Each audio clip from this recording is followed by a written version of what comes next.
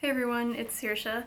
It came to my attention recently that I have done videos where I talk about my master's degree, but I haven't really talked about what I read for my bachelor's degree, which was in English with a concentration in literature and cultural studies at the University of South Florida. Represent. University of South Florida, St. Petersburg. And I really enjoyed that degree. I enjoyed almost every class that I had. It was so freeing to finally be doing what I liked doing. Long story short, I started out as a French major at the University of South Florida, and I was minoring in education, so I was planning to teach high school French. I studied abroad in France that summer for only a few weeks, and when I got back I realized I need to change my major because I don't feel confident that I will ever be fluent enough to teach French, so I switched to English, and I was thinking at this time I want to look into being a writer. So I chose the English writing track. Big mistake. Writing in that sense, in that program, it was professional writing. Some of the most boring stuff that I ever had to do. Writing like briefs and just awful, horrible writing that you would do for companies and that kind of stuff. So luckily all those classes that I took, or almost all of them, transferred to the English literature track, and I switched to literature the next semester. Never looked back. I enjoyed it so much. So I wanted to show you the books that I read during that time, and there are a lot of them, and this isn't even all of them. Because unfortunately I rented a lot of books and then didn't end up paying them off and keeping them at the end. I did it with like my very favorites, but there are some books that I didn't keep, and some are just lost to time. But I'll show you what I have and talk about the classes that I had because they were very interesting, and these were classes that I chose. There were multiple ways that you could go within the English degree at USF, but I chose to focus primarily on Victorian literature and Shakespeare. So I took a lot of Shakespeare classes, and first off, I'll show you one of the courses I took was Shakespeare and Performance, and this one like changed my life. I loved it so much. We read A Midsummer Night's Dream, and we read Hamlet. I have so many copies of all of Shakespeare's plays. I have a whole Shakespeare section up there. But so yeah, we read a comedy and a tragedy, and we studied the plays from the perspective of performance. How were these plays performed at the time when they were written? It was fascinating, and we watched a lot of productions of the plays, different productions over time, and then the final project was we kind of missed the mark on it, but we ended up getting a good grade because we turned it out. But we were supposed to take Hamlet and kind of pick out scenes and lines that highlighted a theme that we were trying to talk about, and so our group chose hatred towards women, and so everything was just the misogynistic lines in the play, and we just highlighted those instead of, you know, performing the entire play. And I was like, I want to be Hamlet, because I just have this dream that I still have of being Hamlet. And yes, there are female Hamlets. I love the play so much. It's probably my favorite. I don't care if that's cliche, but it's probably my favorite Shakespeare play. Maybe, I don't know. I mean, I love the comedies too. But for this short, maybe 10-15 minute performance, I was Hamlet, and I memorized all my lines, and like you didn't have to memorize your lines. Nobody was memorizing their lines, they were just reading them. And I was like, hang on, this is the Globe Theatre, I am Hamlet. And it was such a fun experience that I went on to join the St. Pete Shakespeare Festival, which used to be affiliated with USF. And I owe a lot to my teacher, Dr. Starks, for inspiring even more of a love for Shakespeare and just reading the texts on a much deeper level than I had been, because I'd always been interested in Shakespeare, always. So another Shakespeare class I took was before that one, and it was just Shakespeare. It was kind of like your introduction type thing, and we read, I think, 5 plays, and I cannot remember all of them, but I believe these were 2 of them. Henry V and The Tempest. Oh, this light. And I actually performed in The Tempest with the St. Pete Shakespeare Festival, so that was really fun. We also did Hamlet. Wow, how did that slip my mind? We did The Tempest and Hamlet like at the same time. We were rehearsing them both, which was kind of a crazy thing for the brain to comprehend. And then I was in Julius Caesar, and I want to say something else, but I can't remember. Oh, Much Ado About Nothing, which was so much fun. So yeah, in that kind of intro Shakespeare class, we just read the plays, we watched a lot of productions of them, and we wrote lots of papers. As an English major, you pretty much just write papers, because there aren't typically, at least in my experience, there aren't really tests, which I loved. I was like, thank goodness. I hate studying for tests. I am not that kind of person. I have a bad memory. It's much easier for me, it's still torturous, but it's much easier for me to have time. You know, you have 3 weeks to write this research paper, go and compile a bunch of scholarly journal articles, whatever, and spit out some sort of interesting thesis. And I had fun with that. I mean, I complained about it constantly while I was doing it, but looking back, I'm like, I was actually interested in what I was writing. And I preferred the setup of the classes at USF to the ones in my master's at the University of Edinburgh, because I think it's a UK thing, but we just weren't graded on like anything until the final essay, and that was our grade. And if you failed that, too bad. Whereas at USF we had a ton of grades along the way, so that you could really save yourself if you were gonna fail the final thing. These are kind of boring, but the portable MFA in creative writing. These were things, smart moves for liberal arts grads. I actually found this very useful, which is why I kept this. These were things that we had to read for the, I don't remember what it was called, Intro to English. There is a mosquito in here, and there are several actually, but they're driving me nuts. So yeah, we had like an intro course that we had to take, and then a senior portfolio course at the end that we had to take, where we compiled all of the essays that we wrote and made them into this like Google website, which is really scary to look back at now. I thought I was so smart at the time, and now I'm like, those essays maybe didn't deserve such a good grade, I'm not sure. But I did have fun. Like, I loved titling essays. I loved coming up with alliterative titles that were clever. Any sort of like alliterative statement, and then a colon, and then the rest of the title. I just loved those.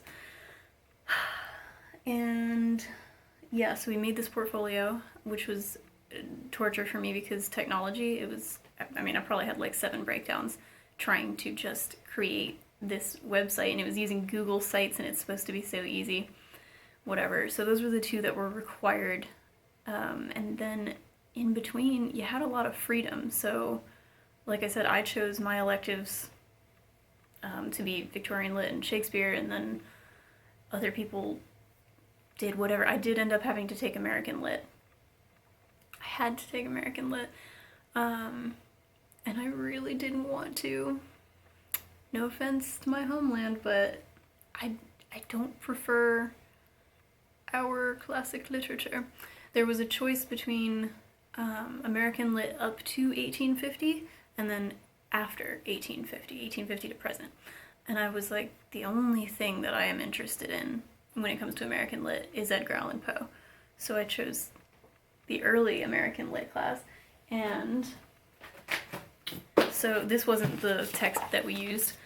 I wish it was. I wish we read this much Poe in that class, but the teacher said on the first day, because this is a American Lit to 1850 class, we have to do Poe, but I don't want to do Poe.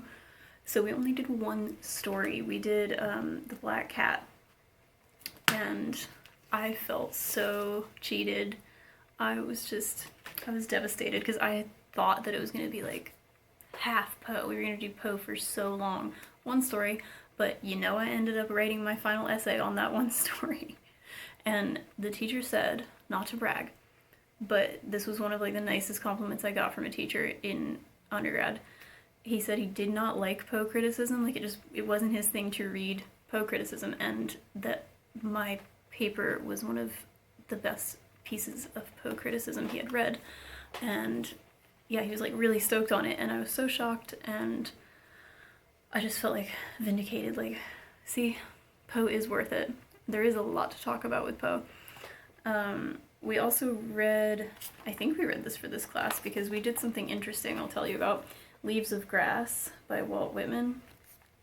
We did this thing on the very last day of school, which was actually my last day ever in undergrad, called an ambulatory Whitman class, where my American Lit teacher took us walking around the campus, and you have to look up pictures of USFSP because it is beautiful. It's right on the water, and there's like a marina, a bunch of sailboats and stuff, and he had us walk around, and it's Florida, so it was, like, it wasn't bad weather. It was sunny and pretty out, and he had us walk into the library, scream something from part of this. I can't remember what the line was, but something about like taking the doors off their hinges or something. We had to scream that in the quiet library and then run out, and we were barefoot this whole time. So that kind of made the American Lit class worth it, in my opinion.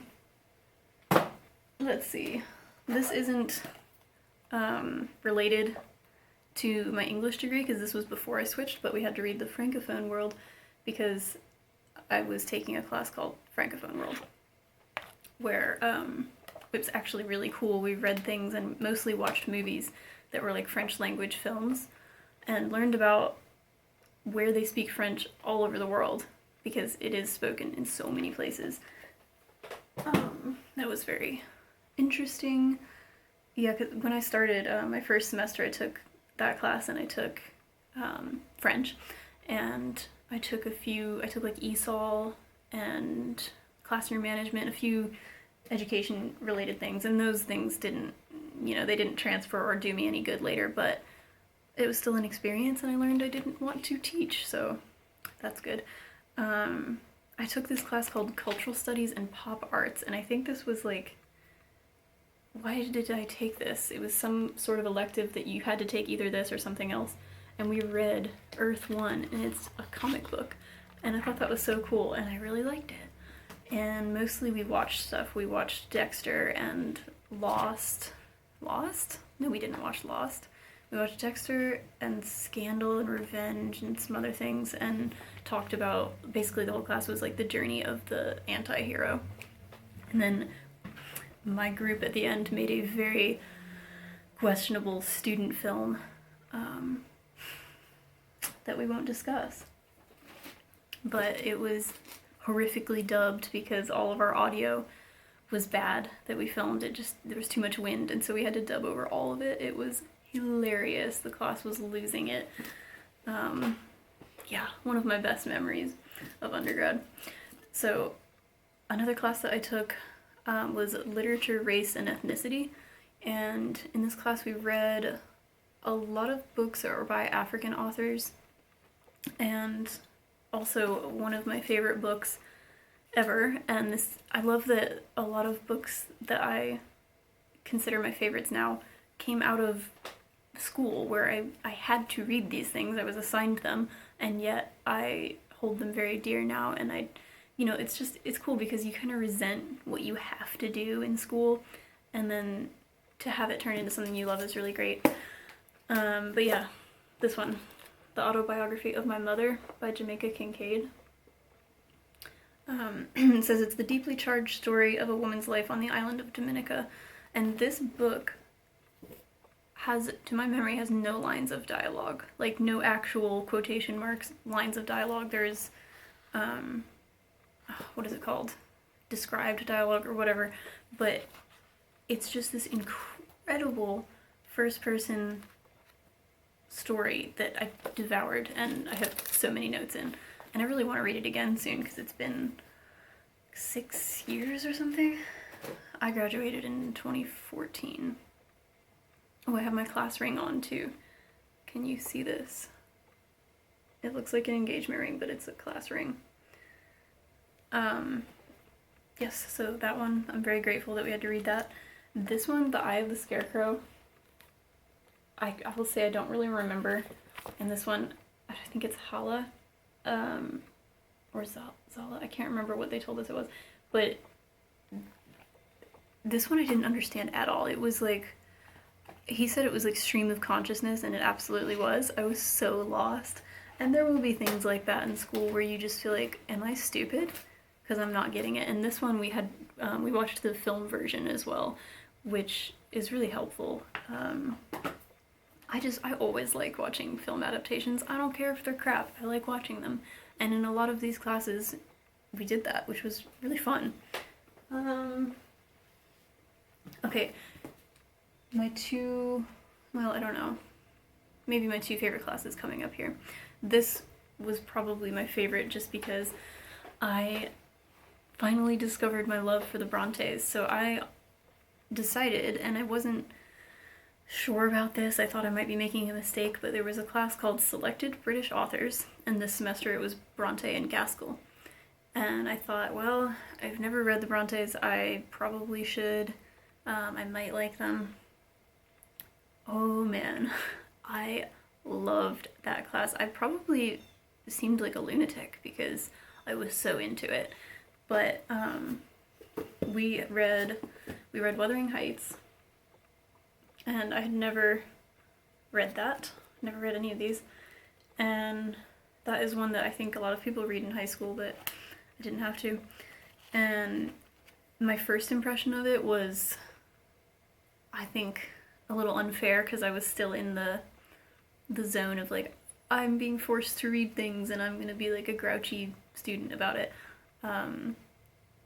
But when you compare Emily Bronte's style to her sisters, it's just so different. They're all so different. So the fact that they all came out of the same family, I really have to control myself because I could just talk about the Brontes all day. We'd never get out of here. But so we read that, and then we read Villette, which if you have been on my channel, this is my original copy, you know that this is my favorite book. My favorite not modern novel. And it has like my cat's claw marks or tooth marks in it. I fell in love with this book. I had never felt so seen by any story that I'd ever read. And it was this book, and The Perks of Being a Wallflower that made me think maybe I could write too, because these stories feel so much like my story, even though they are wildly different. I mean, like, but the crazy thing is Jamaica Kincaid talked about how she was inspired by Charlotte Bronte. Like, she's a big Charlotte Bronte fan, and I was like, it makes so much sense why these stories resonate with me. Even though they're from people in different time periods, totally different situations in different parts of the world. Please read this. Please read both of those and Perks of Being a Wallflower. There's just this similar thread in these books that I find wonderful. We also read The Life of Charlotte Bronte, and this is by Elizabeth Gaskell. So Elizabeth Gaskell's books that we read in that class, this one, North and South, and Wives and Daughters. I don't have those anymore, unfortunately. Why didn't I keep them? I don't know what's wrong with me.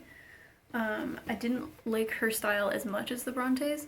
She's much more refined, like upper class, I don't know. The Brontes are a bit more wild and, fiery, passionate emotion, that sort of thing. I have this hair on my nose that's driving me nuts. But I think we also read Cranford, which was not like a full book. I think it was something that originally appeared in like magazines, a periodical of sorts. But yeah, definitely, like, it was really readable stuff, but it was not, it didn't call to me the way that the Brontes did. Is this my last pile? I think so. Wow, we're getting through it. So this one was another one of my favorite classes, Literature, Gender, and Sexuality. I just loved picking courses. It was so fun to like have all of this freedom. You know, you can take this one or you can take this one. I also took, I realized I don't really have anything to show you from it, but I took a class that was the same teacher as the Shakespeare and Performance class. I took a class called Sex in the Sonnet, which was awesome. And the teacher who taught the Bronte class also taught this class, the Gender and Sexuality one. So this one we read The Tenant of Wildfell Hall. So luckily, I was so lucky that semester, I got to read a Charlotte Bronte book, an Emily Bronte book, and an Anne Bronte book. And I absolutely adored this one. I've really got to read it again. It has been so long. And this one was actually, it was kind of put down and tried to, it was sort of covered up, or Charlotte Bronte tried to cover it up because she thought it was so out there. It was because it deals with alcoholism and abuse within a marriage. And I'm like, Charlotte, come on, you're writing some pretty crazy stuff too, and, you know, don't get down on your sister like that. But I just think it's so cool that they all had such different opinions and outlooks and ideas, even though they grew up in the same household in Yorkshire in the 1800s. And they had a brother who was also very creative and a tortured soul. They all died very young, and their father was left as the last one standing, which is really sad. But anyway, also in that class, I picked these up recently because I don't have the original copies from college, but The Picture of Dorian Gray by Oscar Wilde. And I like this. This is a pretty edition. I remember it being kind of confusing, but I'd like to go back and read it again. And Dracula by Bram Stoker, I really liked this one. And this is the sort of book that's like, it's so long, it's got a lot that you can sink your teeth into. I did not mean to say that as like a vampire joke. That is so cool.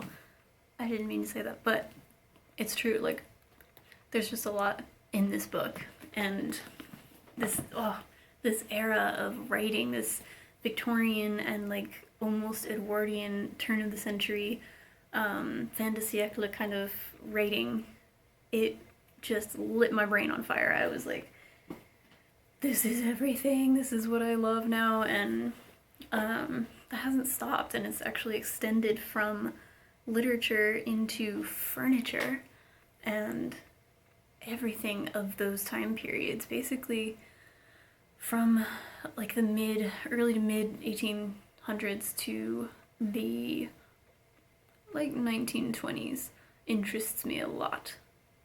Everything before that, pretty cool. Everything after that, I don't really care, unfortunately. But anyway, those were most of the books, most of the things I had to read for my English degree. I then took 5 years off, I believe, before I applied to grad school to get a creative writing degree. And I thought for a while I would do, this is why I took 5 years off, because I could not decide what would I want to do for a master's. And I thought I might do a Victorian literature degree. And then I was like, that's so research-based, and I'd rather have a lot more freedom, so I went with creative writing. It would be interesting to know what the creative writing MFA program is like at USF. I knew some people who did it, but I really, really loved doing my English degree there. Hopefully the school is still as enjoyable. I'd recommend it. Don't know what it's like now, but USF, go Bulls, I guess. I never went to a game, but I did really enjoy my time there. And it was only 2 years because I had done dual enrollment, started college early, blah, blah, blah, blah, blah, transferred from a community college. So, thank you so much for watching, and I will see you all next time for an exciting video. Tell me about your degrees in the comments, or what degree you would like to get. Are you an English person? Tell me. See you later.